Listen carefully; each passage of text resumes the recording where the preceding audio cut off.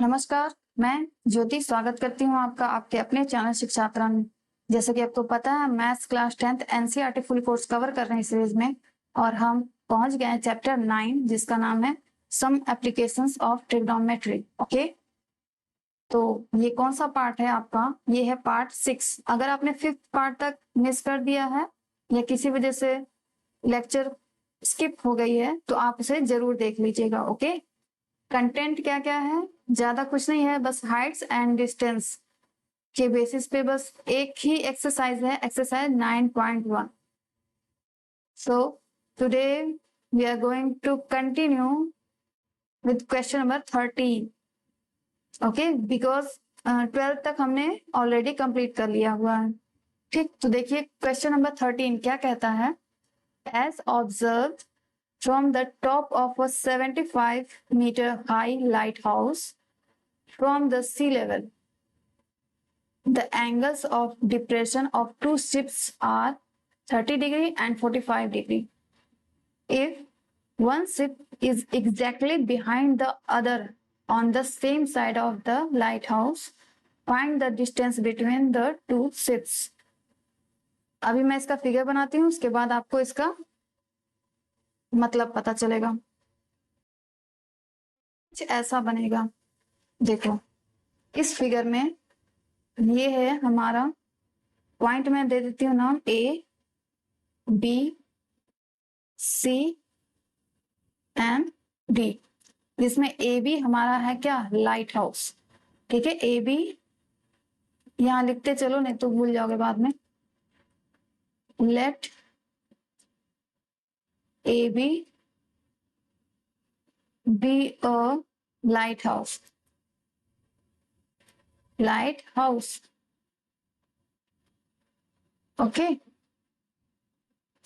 तो क्या कह रहा है क्वेश्चन में, एज ऑब्जर्व, जैसा कि ऑब्जर्व किया गया कि 75 मीटर ऊंची लाइट हाउस, ये ए बी की जो डिस्टेंस है ए से बी तक की वो कितनी है, 75 मीटर। ओके, 75 मीटर ये हाइट है किसकी, लाइट हाउस की। ओके, फिर from the sea level, sea level पे देखा गया कोई बंदा है ए पॉइंट पे, वो खड़ा होके नीचे देख रहा है सी के लेवल को। ठीक है, क्या देख रहा है, द एंगल ऑफ डिप्रेशन। अब बताओ डिप्रेशन कौन से केस में बनता है, एंगल ऑफ डिप्रेशन जब कोई व्यक्ति ऊंचाई पर खड़ा होके ग्राउंड को देख रहा हो, ठीक है, नीचे की ओर देख रहा हो तो बनेगा। ठीक, दो शिप को देख रहा है, वो वहीं से खड़े होके ए पॉइंट से खड़े होके दो शिप को देख रहा है। एक शिप है आपका पॉइंट डी पे, यहाँ है सिर्फ एक, मान लो एक शिप यहाँ है, दूसरी यहाँ।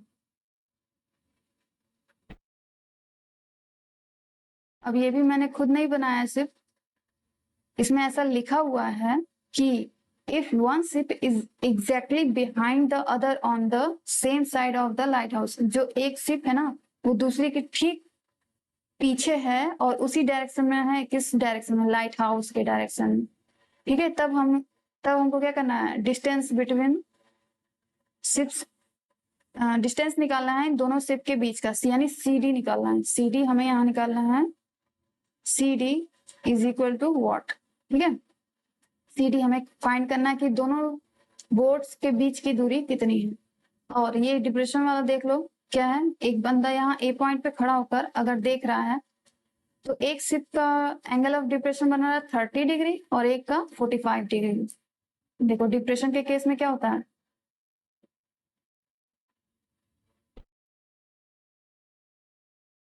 बनेगा आपका एंगल ऑफ डिप्रेशन, तो ये एंगल किसके इक्वल होगा, इस एंगल पे। अगर ये 30 डिग्री है तो ये भी कितना होगा, 30 डिग्री।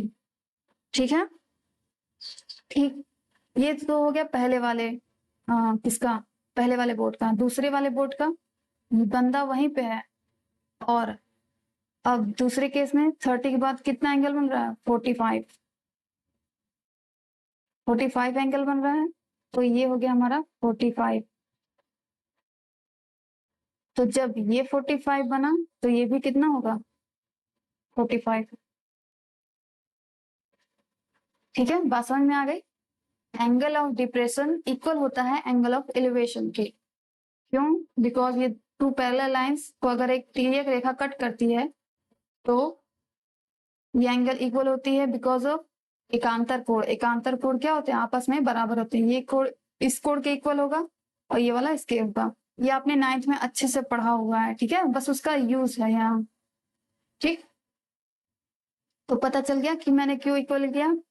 डिप्रेशन को एलिवेशन के इक्वल लिखा गया है बिकॉज ऑफ, मैंने बताया भी क्यों। ठीक, ये हो गया 30 डिग्री, ये हो गया 45 डिग्री। अब दो ट्राइंगल बन चुके हैं। अब दोनों पे हम क्या अप्लाई करेंगे? इसमें हाइट दिया हुआ है, डिस्टेंस आपसे पूछ रहा है, तो हम क्या निकालेंगे? कौन सा ट्रिग्नोमेट्रिक चूज करेंगे? tan। ओके, छोटा वाला ले लेते हैं, ABC in triangle ABC tan कितनी है? 45 degree is equal to perpendicular. Perpendicular क्या है? AB और बेस BC। tan 45 डिग्री की value 1 is equal to AB। AB कितना दिया हुआ है? 75 मीटर। ओके, और BC हमें पता नहीं है तो BC एज इट इज लिख देंगे। अब क्रॉस मल्टीप्लाई करेंगे तो BC इज इक्वल टू आ जाएगा 75। ये किस में आएगा? मीटर में। ठीक है, ये हो गया। अब दूसरा ट्राइंगल इन ट्राइंगल ABD में। ओके, ABD इसमें भी tan लगेगा। tan 30 degree is equal to perpendicular. Perpendicular इसमें भी सेम है, AB ही रहेगा। ओके, और बेस, देखो बेस क्या है? BD, B से लेके D तक यानी BD। tan 30 की वैल्यू क्या होती है? 1/√3 इज इक्वल टू AB कितना दिया हुआ है? 75। ओके, अपॉन BD को हम तोड़े, BD इस पूरी दूरी को तोड़ सकते हैं। इसमें इतनी दूरी प्लस फिर इतनी दूरी इक्वल हो जाएगा ना। तो चलो उसको क्या लिख सकते हैं? BD को क्या लिख सकते हैं? CD प्लस BC लिख सकते हैं कि नहीं? दो छोटे छोटे पार्ट में हम लोगों ने तोड़ लिया। क्यों? क्योंकि अभी हम BC का मान रखेंगे। 1/√3 is equal to 75 upon CD हमें नहीं पता, CD ही तो फाइंड करना है। ठीक है, CD प्लस BC की वैल्यू 75। ओके, अब क्रॉस मल्टीप्लाई कीजिए। CD plus 75 is equal to 75√3। Okay, यहां से CD की वैल्यू क्या आ जाएगी? 75√3 प्लस 75 है, इधर आएगा तो -75 आ जाएगा। फिर 75 हम कर लेंगे कॉमन, ब्रैकेट के अंदर क्या बचेगा? √3 - 1। और डिस्टेंस किस में आएगा? मीटर में, क्योंकि इसमें यूनिट आपका क्या है? मीटर। तो CD यही हमें पूछा था। दो शिप्स हैं जो उनके बीच का डिस्टेंस आपसे पूछ रहा था। ठीक है, find the distance between the two ships. आ गया हमारा आंसर कि दोनों शिप्स के बीच की दूरी कितनी है? 75√3 - 1। क्वेश्चन नंबर 14 क्या कह रहा है? A 1.2 metre tall girl sports a balloon moving with the wind in a horizontal line at a height of 88.2 meter from the ground। ठीक है, एक बच्ची है, एक उसकी हाइट क्या है? 1.2 मीटर। ठीक है, वो खेलती है एक बलून के साथ। ठीक है, और वो बलून जो है ग्राउंड से कितनी ऊंचाई पे है? 88.2 मीटर पे। The angle of elevation of the balloon from the eyes of the girl at any instant is 60 degree. देखो यहाँ से बलून, पहले बलून की स्थिति क्या थी, पोजीशन क्या थी, पहले 60 डिग्री पे था। एंगल ऑफ एलिवेशन उस बच्ची के आंख से 60 डिग्री का बन रहा है। फिर after some time the angle of elevation reduce to 30 degree. बाद में ये बलून मूव करते करते यहाँ चला गया है। ठीक है, यही बलून है, दो अलग अलग बलून नहीं है। वही बलून मूव करते हुए यहाँ चला गया, तो अब उसके आंखों से बनने वाला एंगल ऑफ एलिवेशन कितना हो जा रहा है, 30 डिग्री। ठीक है, तो क्या करना है, find the distance travelled by the balloon during the interval. तो बलून जो यहाँ से यहाँ तक मूव किया है ना, इसके बीच के कितना डिस्टेंस कवर किया, वही हमें क्या करना है, फाइंड करना है। ठीक है, चलो फिर नाम दे देते हैं कुछ।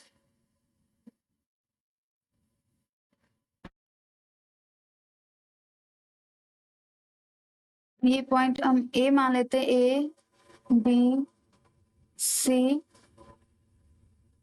D E. ठीक है, ये मान लिया हमने। ओके, तो अब देखो, बच्ची के आंखों से एंगल ऑफ एलिवेशन पहले 60 बना, उसके बाद 30 बना, तो दो ट्राइंगल बन रहे हैं। देखो अगर हम इसको देखें ध्यान से, ए बी ई, एक ट्राइंगल देखो बन रहा है हमारा। यहाँ मैं लिख रही हूँ ए बी ई, दिखा, ये छोटा ट्राइंगल है। दूसरा ट्राइंगल बन रहा है ए सी डी, बन रहा है ए सी डी, बन रहा है ना। तो इस केस में हम क्या, कौन सा ट्रिग्नोमेट्रिक रेशियो चूज करेंगे, sine cos tan cot sec cosec, कौन सा बताओ। इसमें डिस्टेंस पूछ रहा है, ठीक है, यानी बेस पूछ रहा है, और हाइट आपको दी हुई है। तो कौन सा ट्रिग्नोमेट्रिक रेशियो इससे रिलेटेड होता है, टेन। ठीक है, टेन यूज करना है। ओके, चलो ये भी बात समझ में आ गई। दो ट्राइंगल है, तो दो बार हम टेन यूज करेंगे।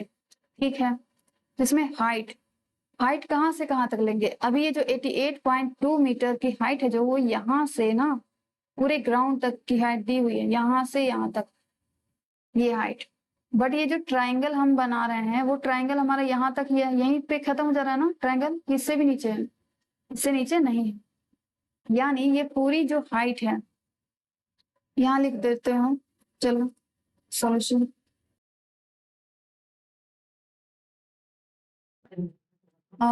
बी से पूरे नीचे तक की दूरी, देखो यहाँ मैं ए बी सी डी ई हो गया ना, इसको नाम दे दो एफ, एफ पॉइंट है। ठीक है, तो D F, D F is equal to दिया हुआ है 88.2 मीटर। ठीक है, डी से लेके एफ तक की डिस्टेंस है हमारा 88.2 मीटर। ओके, एंड बच्चे की हाइट यानी C F is equal to क्या दिया हुआ है, कितना दिया हुआ है, 1.2 मीटर। ठीक, ये हो गई बच्चे की हाइट, यहाँ से यहाँ तक 1.2 मीटर, ये वाली दूरी यहाँ से यहाँ तक पूरी दूरी दी है, बच्चे की दूरी दी है। तो ये हम ट्राइंगल जो सी डी की वैल्यू निकाल सकते हैं कि नहीं। So C D is equal to क्या हो जाएगा, फुल लेंथ में से यानी डी एफ में से हम माइनस कर देंगे सी एफ, तो हमें सी डी मिल जाएगा। डी एफ कितना है 88.2 माइनस सी एफ क्या है 1.2, 2 में से 2 गया 0, 0.8 में से 1 गया 7, 87.0 यानी 87 हम लिख सकते हैं। C D is equal to 87 what metre. ठीक है, तो हमें यही चाहिए, क्योंकि ट्राइंगल ना सिर्फ देखो ध्यान से देखो, यहीं तक बन रहा है ट्राइंगल, यही है, उससे नीचे नहीं बन रहा है। ट्राइंगल हमारा ये बनेगा एक, ठीक है, एक ट्राइंगल ये बनेगा और एक ट्राइंगल ये बनेगा। ठीक है, दो ट्राइंगल बने, पहला ये, दूसरा ये। ठीक है, बात समझ में आ रही है। अब मैं इसको इरेज कर रही हूँ। कौन सा ट्राइंगल लें,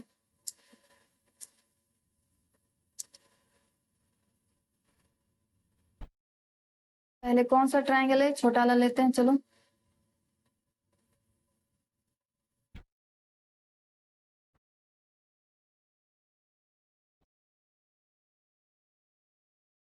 इन ट्राइंगल, ये वाला A B E, in triangle A B E क्या हो जाएगा, tan लगाना है हमें। tan कितना एंगल बन रहा है इसमें,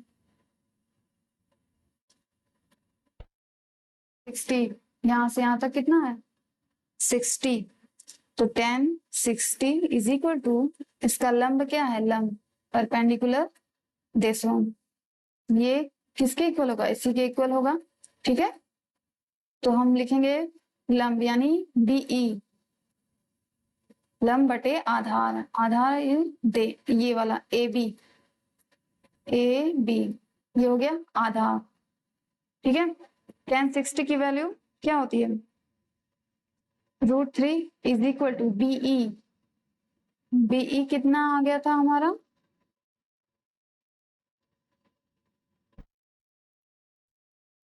बीई सी डी के इक्वल होगा, होगा कि नहीं, क्योंकि दोनों पैरेलल ही हैं और बलून ही यहाँ से मूव करते हुए यहाँ आया है, तो ये जो बीई की जो लंबाई है जितनी, उतनी ही सीडी की भी होगी, और सीडी हमने निकाला था, हमारा आया था 87 मीटर, यही इक्वल होगा किसके, बीई के। ठीक है, तो हम लिख देंगे BE means 87 upon A B. ठीक, अब क्रॉस मल्टीप्लाई करो, A B √3 is equal to 87। ठीक है, यहां से A B is equal to क्या आ जाएगा, 87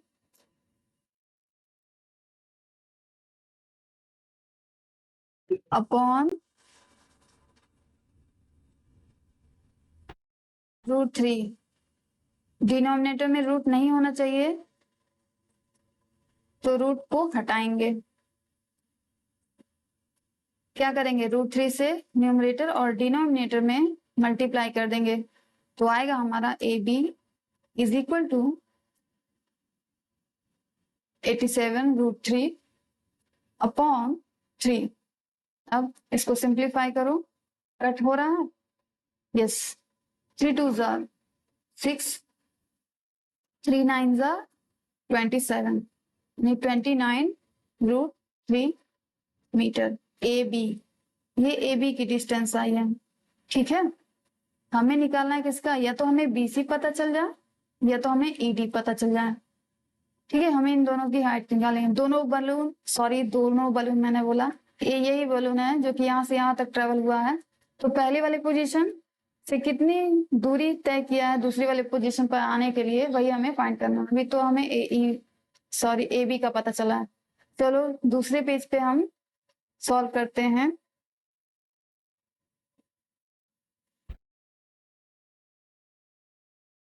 देखो दूसरे पेज पे ये हम लोगों ने अभी अभी सॉल्व कर दिया, अब ये दूसरा ट्राइंगल है, पहला वाला अभी अभी हम लोगों ने किया है, दूसरा ट्राइंगल ध्यान से देखो, ये है अपना hypotenuse perpendicular and this one is base. Okay, तो अप्लाई करो यहाँ पे भी, tan डिग्री कितनी है,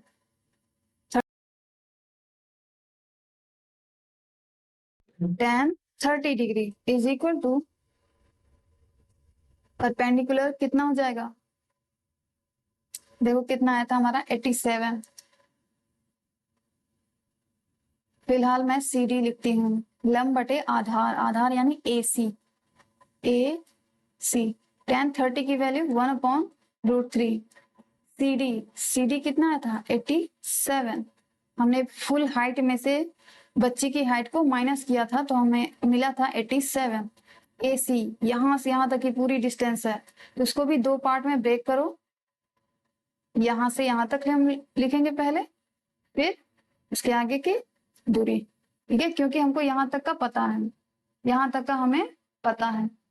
ठीक है, तो चलो इसको ब्रेक करो, A B plus B C, okay, 1/√3 is equal to 87 upon A B क्या है, अभी अभी हम लोगों ने निकाला, A B is equal to 29 √3, 29√3 plus BC। BC हमें नहीं पता है तो BC एज इट इज लिख देंगे। ओके,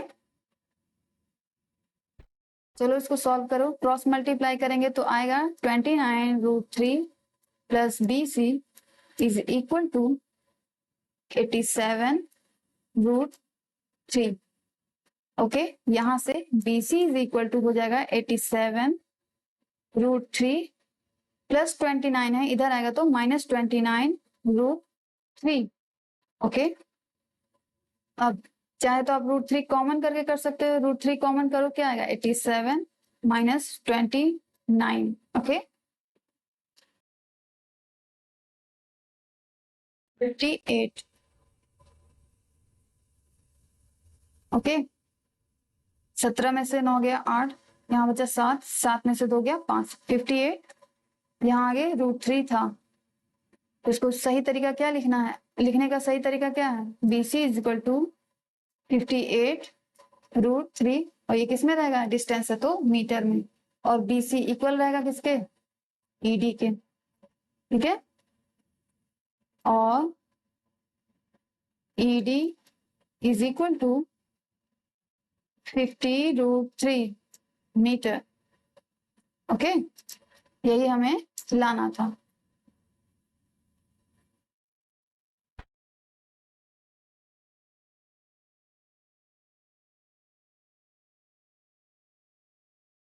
यही बताना था कि एक बलून जहां से यहाँ तक ट्रेवल किया है तो उसके बीच की दूरी हमें निकालनी थी और हमने निकाल दिया।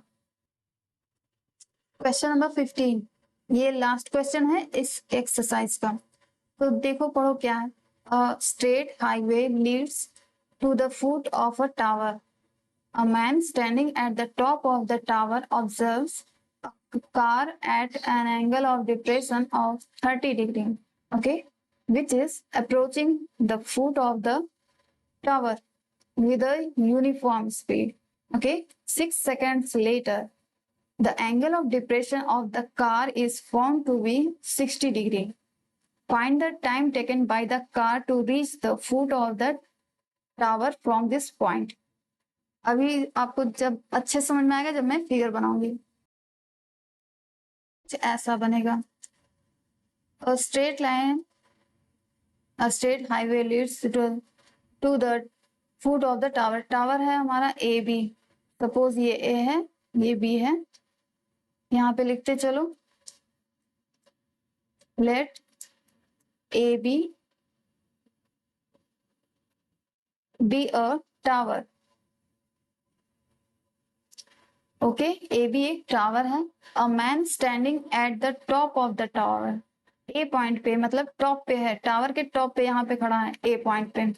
ठीक है, ऑब्जर्व्स, वो ऑब्जर्व कर रहा है, देख रहा है क्या, कि एक कार आ रही है और उसके आंखों से कितना एंगल, डिप्रेशन एंगल बन रहा है बताओ, 30 डिग्री। तो डिप्रेशन एंगल कैसे बनता है, एंगल ऑफ डिप्रेशन ऊपर से नीचे की ओर, ये 30 डिग्री है, तो ये भी कितना होगा 30 डिग्री। क्यों होगा ये मैं कई बार बता चुकी हूँ। ए बी नाम दे दो, सी हो गया, ये हो गया डी। ठीक है, फिर क्या होता है, which is approaching the foot of the tower with a uniform speed. ये कार जो है, ये पॉइंट पे जो कार है डी पॉइंट पे, वो अप्रोच कर रही है फुट पे, मतलब फुट की तरफ आ रही है। किसके फुट पे आ रही है, मेरे आपके नहीं, टावर के। ठीक है, उसके बॉटम की ओर जा रही है। फिर क्या होता है, 6 सेकेंड लेटर, 6 सेकेंड के बाद क्या हुआ, the angle of depression of the car, ये आदमी यही है बट कार तो मूविंग है ना, वो चल रही है यूनिफॉर्म स्पीड से, तो डी से कहाँ पे आ गई, सी पॉइंट पे।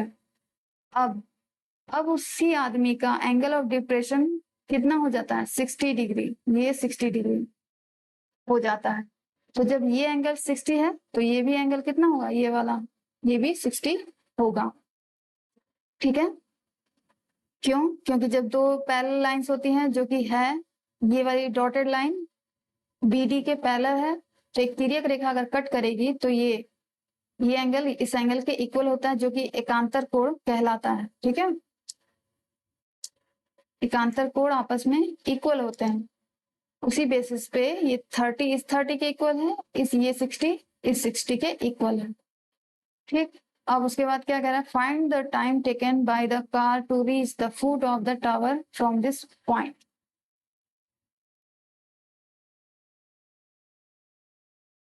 सी पे आई, अब सी से बी पे आने के लिए, यानी एकदम फुट पे आने के लिए टावर के, ठीक है, एकदम यहाँ पे आने के लिए वो कितना समय ले, हमें यही बताना है। तो चलिए, दो ट्राइंगल दिख रहे हैं, पहला ये दूसरा, दोनों के लिए परपेंडिकुलर यही है ए बी, ठीक है। चलो, दो ट्राइंगल बन रहे हैं, दोनों को सॉल्व करते हैं। Triangle A B C, A B C क्या हो जाएगा, tan 60 डिग्री, ओके, tan 60। अब यहाँ सिर्फ बेस की बात की जा रही है, बेस मीन्स ये चीज, इसकी बात हो रही थी कि कार डी पे था, फिर सी पे आया, सी से बी पे जाने के लिए कितना टाइम लगेगा, लेकिन और तो कुछ दिया नहीं है।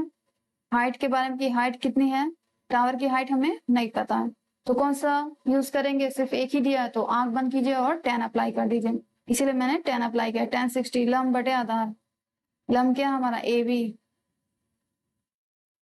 60 के लिए आधार क्या हो जाएगा, बी सी, tan 60 की value √3 is equal to A B, A B हमें दिया है क्या, नहीं, तो ए बी को एज इट इज लिख दो, और बीसी भी हमें नहीं दिया है, तो ऐसे ही लिखो अभी फिलहाल, क्रॉस मल्टीप्लाई करो, तो यहां से आ जाएगा A B is equal to B C √3, ठीक है, ए बी क्या है, बी सी √3, इसको बना लो equation 1। Now in triangle A B D, A B D, ठीक है, दूसरा ट्राइंगल ए बी डी, ठीक है, ये बड़ा ट्राइंगल है, ज्यादा एरिया कवर कर रहा है, ए बी डी। चलो यहाँ भी tan अप्लाई करेंगे, tan 30 degree is equal to लंब, लंब मीन्स ए बी, आधार, आधार क्या है, यहां से लेके यहां तक, यानी बी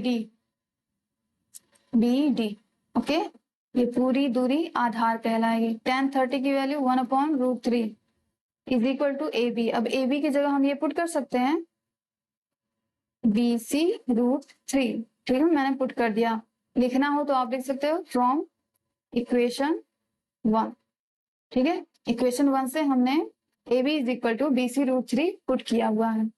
नीचे क्या है, बी डी पूरी लंबाई, तो उसको ब्रेक करो, ठीक है, जैसा हम करते हैं, क्योंकि हमें थोड़ी दूरी आई थिंक पता है, ठीक है।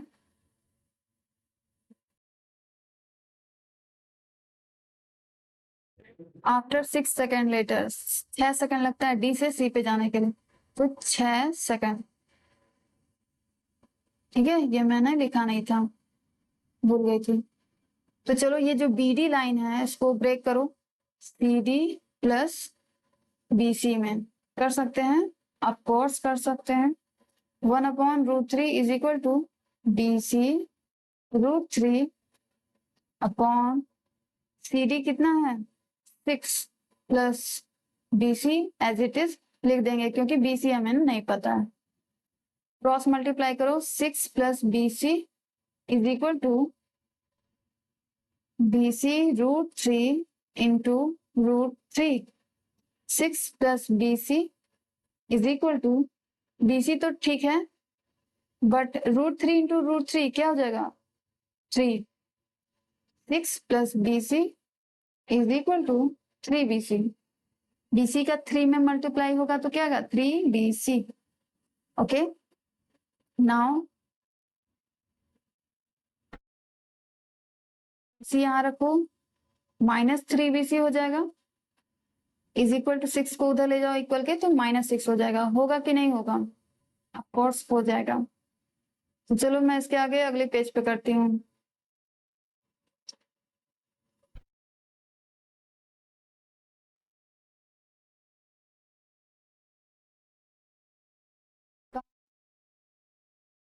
BC माइनस 3BC, चलो BC minus 3BC is equal to -6, I think यही था, यस यही है।